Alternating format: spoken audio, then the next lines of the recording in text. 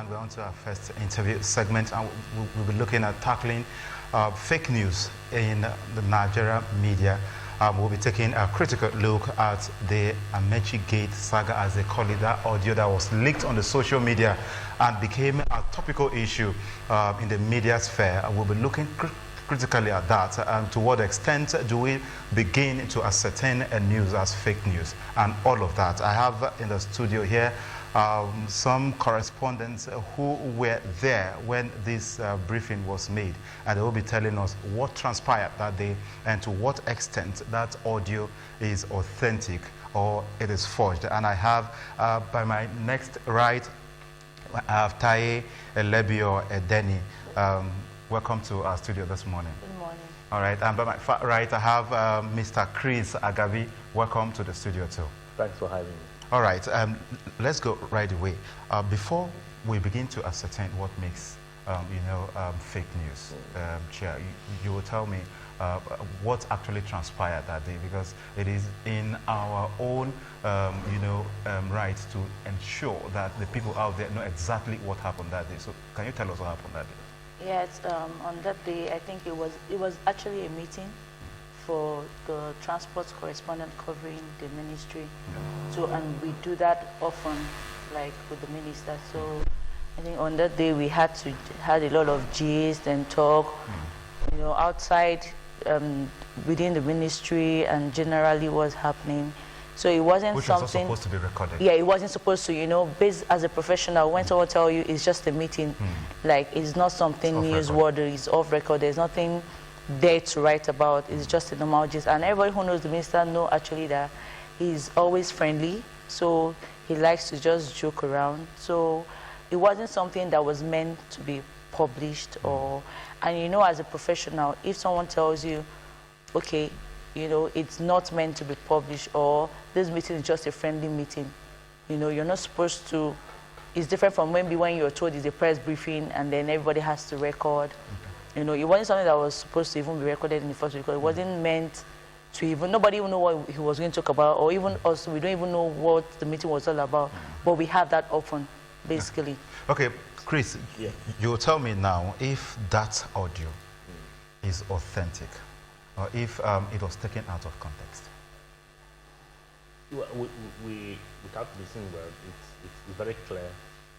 The minister was misrepresented in that video. Clearly, it was not within the context. He made some of those comments. And now, a conversation that lasted for over an hour, and they were picking 2 minutes, 1 minute, 5 minutes.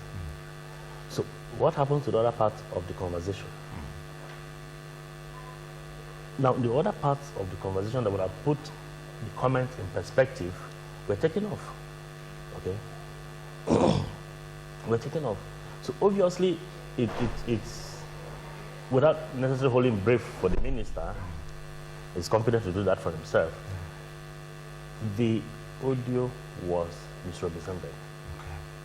Because if you play the full video, the full audio, if only we had access, because we're not meant to record, so most of us didn't record. Okay.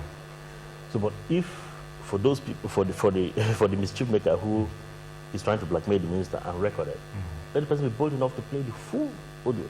Okay, are you saying that audio was doctored? What Amaechi is Yes, said to have said yes, in that audio yes, was doctored? Yes. Some portions were even cut and joined. Okay. Yes, like the beginning of a statement would not be there. Then you pick maybe in between and then you add it to the last comment to make sense. And sometimes you even bring a different clip from somewhere to just join a particular portion. So to just skew certain, skew the conversation to produce certain meanings that were not intended. Okay, now how do we begin to? You were there as an association. You know almost everybody that was there. So to what point do we begin to know who actually went that extra mile, maybe to blackmail or something?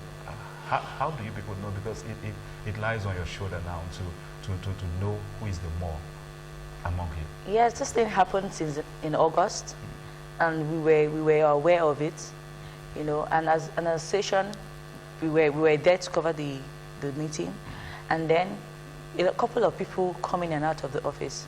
So we couldn't say, now basically it tells on our own professionalism because it was meant to be a journalist interaction. So even if the person is not a journalist now, there's no way we can actually ascertain that. But the thing is that most times, like when we have such meetings, like there's no way now we could say, okay, this is the person, this is not the person.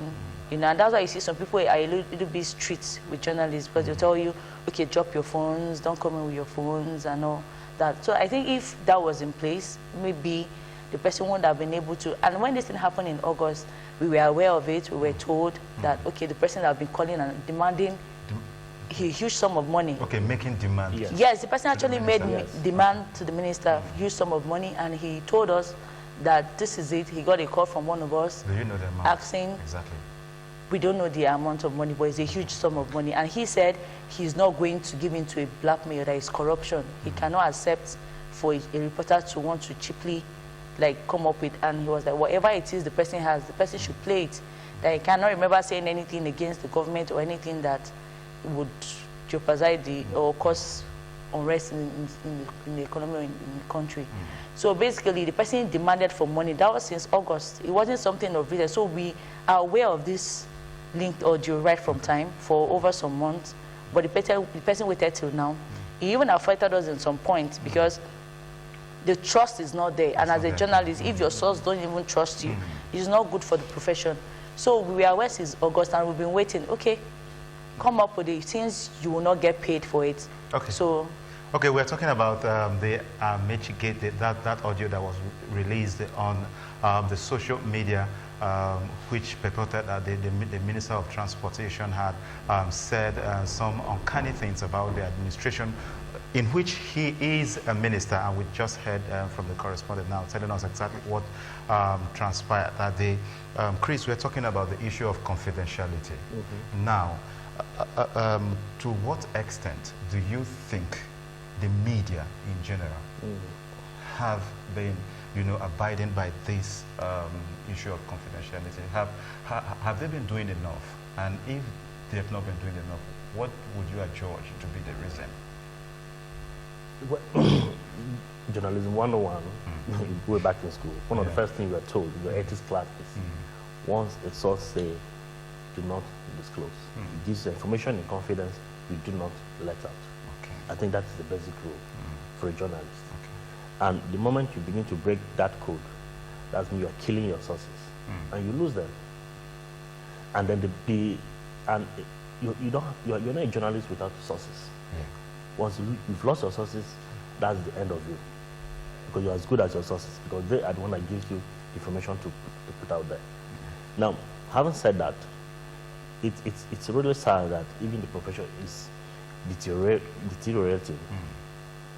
But maybe because of the massive infiltration of social media and all of those, bloggers, everybody suddenly is a journalist overnight. You're not trained as a journalist, but because you have access to the internet, you have data, you can design a website, you know, okay, you are blogging without really knowing the rudiments of the job. And for some reasons, or for pecuniary reasons, some don't even respect that oath. Don't publish this. I'm giving this information in confidence. But of course, they are more concerned about hits. They are more concerned about,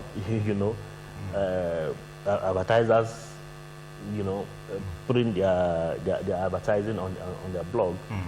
They are more interested in the bottom line, not necessarily on the ethics. The ethics of the profession. And that is to the extent of how the social media is giving the profession even a bad name. Because in the conventional media, there are still, in some reasonable extent, people still keep that code, of respecting their sources. At least I can say that for a fact, working in the mainstream media. Okay, now you've rightly pointed out an issue here that needs to be dealt with. Now, how do we begin to, regulate the social media where there are no laws at all in Nigeria to regulate them? To what extent do we control what goes on the social media, since you've established the fact that a data of 100 naira or 500 naira is enough for anybody to go online? Well, I think control will be a bit difficult because social media is just a wide space. But again, if we could step up regulation in terms of laws, for instance, there should be specific law that deals with, publishing falsehoods on your blog. I don't really know the laws that deals with those kind of, defamation, libel, as relates to publishing falsehoods, maybe even on your Facebook or your Twitter handle, or even on your blog. Yes, conventional media, of course, is established. But how do you now take that regulation or that law to really also, I should be able to take it to court for publishing something on me on your Facebook. And I should get, redress. Redress, yeah. But if that doesn't happen, which in most cases doesn't even happen, people just go about peddling falsehoods. So I think we really, the lawmakers really need to tweak some of those defamation laws and libel laws to really hammer on the social media stuff. Okay, to ensure that people are not defamed or yes. People's character is not defamed. Now, coming back to you established a case before now of complete blackmail, complete doctored audio, according to you, that some sentences were even picked in between and joined to other sentences, just to ensure that they make meaning and they make sense. Now, we've had issues on social media where either audios or some information is leaked, but it turns out to be true. After careful investigation, we had the issue of Kemi Adelson, who was from Minister of Finance, when the Premium Times released that fake certificate saga. It was proven at the point to be true. Now, and several other cases like that. Now, who decide what should be fake news, and to what extent should we, regard an information on social media to be fake news? Now, okay, let's look at this scenario of the president of recent, that he said we were being governed by someone else, Jubril Sudan, who is not the president of Nigeria. And people actually came up with pictures of the proposed dead body of the president and whoever it is, and it went viral on social media. Now, at what point were we able to know that we are being governed? It is not what they say. Yes, that it was still President Buhari that is ruling the government, because the way they wrote the story, the way it came out with pictures, at a point people started believing truly, maybe actually we were being governed by someone else. And the same thing with an audio clip. Now, the only thing is that for an audio clip, it's painful because I wish we actually recorded. Maybe, there are some things that you cannot really prove yourself, and a lot of people would have their own different opinions. But at this point, it can't be investigated because we don't even have the full audio, because we tend to abide by our own profession by not recording. If actually we have, though we have some similar recordings, which he said some things similar to what, but he's not on that same meeting. There are some things he said often on about corruption, how they fought corruption and all that. Even in public. Even in public, even some of the Nigerians are crying and all that. We have some of them. Yeah, Nigeria are crying because no more corruption. Money is not being shared around like we used to, which we have it on other public gatherings. But it's just that on that particular day, we did not have the recording. So if the president can actually come out with the full 1 hour audio clip without being dotted, then we'll be able to, and if we can only prove ourselves now if we actually recorded, and we can compare both the one that was released and you understand. So if not for mischief, why not put the full audio on the internet, and everybody will be able to know, okay, this is the beginning. Every sentence starts from, there's a beginning and there's an end. You cannot just cut up one part and add to the other, so to make another different meaning to people. And then, so I feel if this thing is over 5 months, why has it not been released since then? The Blackmail started since August. Now we're in another new year. Now, why is it not being released? If it was not been mischievous, it's been on for a while. So why now? So because people, they know that it's a situation where people are tense because of politics, a lot of things are going on. And it's an election period. It's an election period. So, the person decided to use it to gain whatever amount of money the person decided to use, but at the same time, create a bad impression or in the minds of people for what is not actually existing. And that is actually not our business because we are not into politics, but our profession, it's, you know, there are ethics and value in every profession. And it should not be good when people just come up to, you know, come up with things that will make the profession look like we don't even know what we are doing. Okay. So if we had the full audio clip, it would have been very helpful. But now we don't have for that particular day. And the person cannot release the full 1 hour. The full, except if he's being paid to do that, which the other minister refused. So if they can actually play the 1 hour video, because more is still coming. There are even some of the part of the audio we know that is still coming.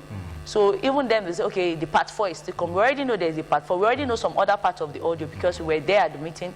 So we know vividly what was said at that same meeting, but it's just that we cannot quote it word for word. Okay. But even the part 4, we know that more is because it's a 1 hour clip. So you can make, you know, up to like 5 or more parts. Okay. Just to add to the issue of corruption that you raised, that the minister spoke about, he gave an example, and I may not be able to recall the exact words he used, but for instance, one of the typical examples he gives, which sometimes he even says them in public places. You come to me, maybe I'm some CEO of a government agency, and because you praising me, you say, oh, Chris is this, is that, you've done wonderfully well, you know, and then as you're going, as Gabriel, take this 1 million, you know, for your troubles. You happily take the 1 million, as used to happen back then, according to the minister. You go home, you give your wife maybe 500,000 out of that money.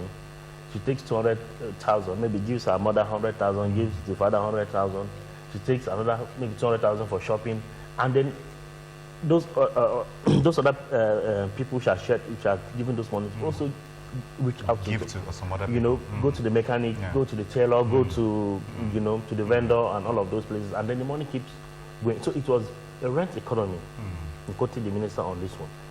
Now, he said that culture of sharing public money has stopped, which is why everybody's complaining. The students are complaining, the farmer is complaining, the doctor is complaining, the press are complaining, everybody's complaining, because the culture of sharing free money has ended. So now you have to earn what you spend. So if I should give you money, then you must add value. So what are those details? Where are those details? Why are those details being let out? Okay, now, in what atmosphere, in what circumstance did the minister say, let's assume he said what is said to be on the audio? Yes.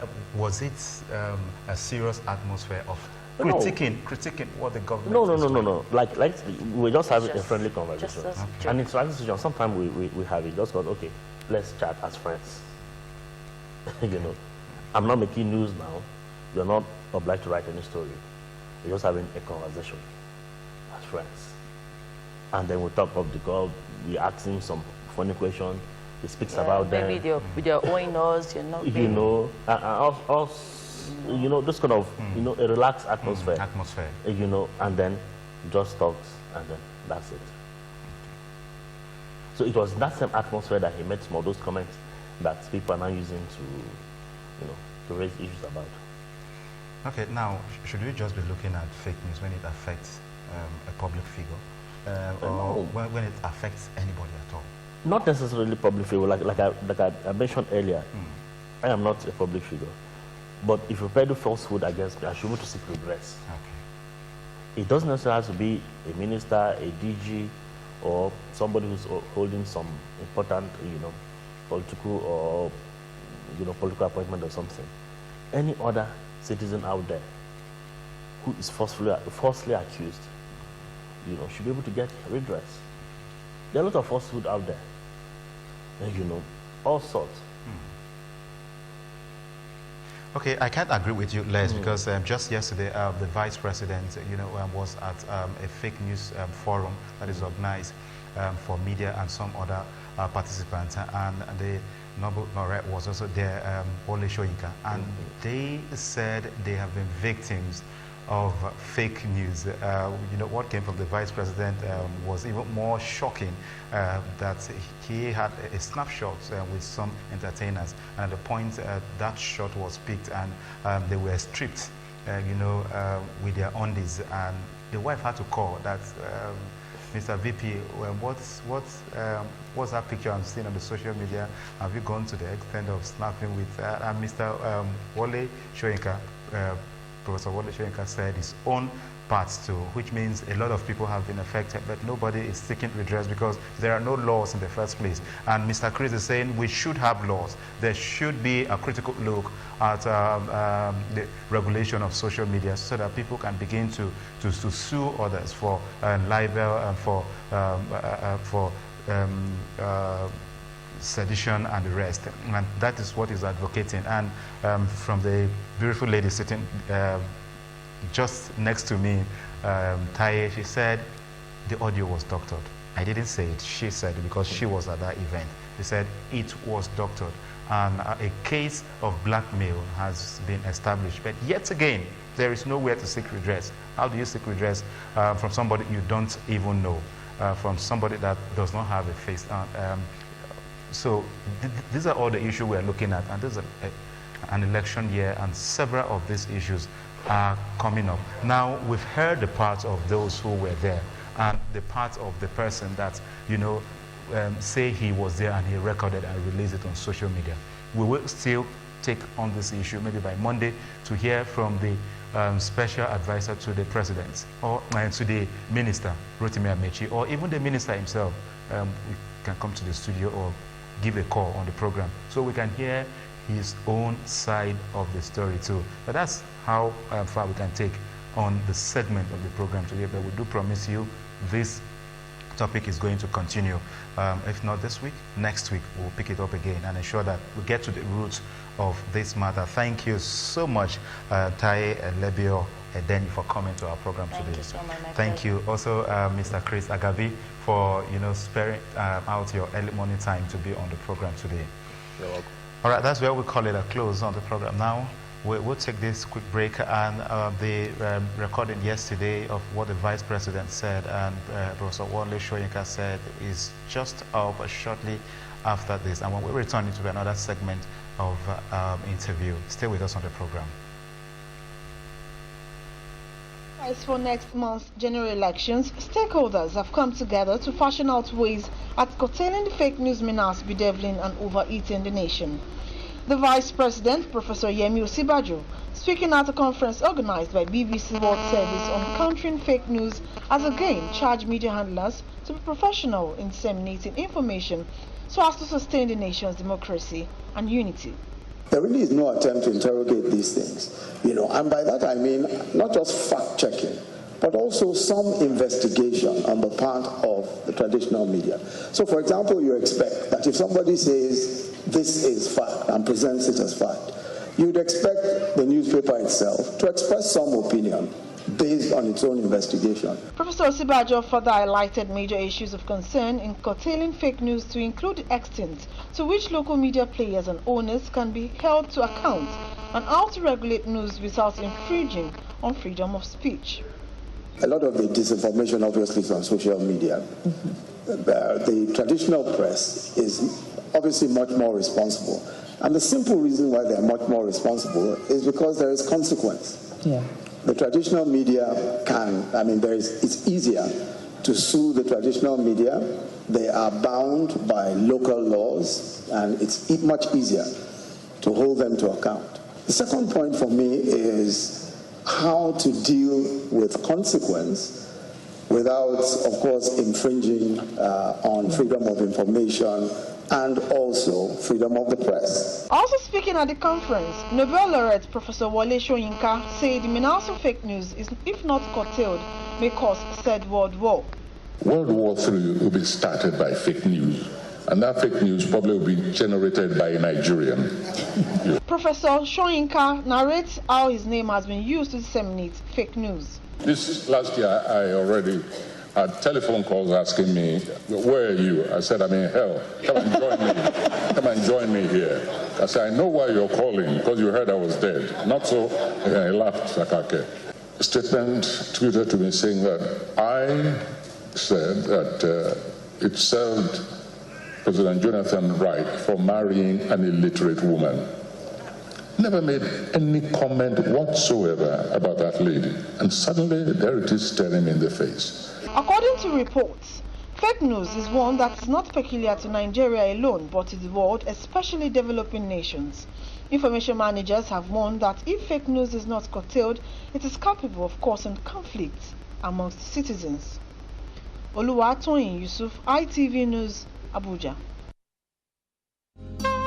All government policies, regulations, legislations, and national events will ultimately affect the lives of 180 million Nigerians. And so, we analyzed. I think the lesson we should take from it is that there is the urgent need for us to rework our system. Criticize. The kind of inflation we are even experiencing now is not principally a monetary policy inflation. Evaluate and even sometimes applaud what goes on in the corridors of government and beyond on impact. The moment you are elected into that office, it's no more being clean hands, you're already clean. Assumed clean. Yes, don't even assume, you are clean. Impact has one mandate for you and I, that is to talk Nigeria into shape every Friday from 12:30 to 1:30 p.m. on ITV. Impact, the live show that shapes national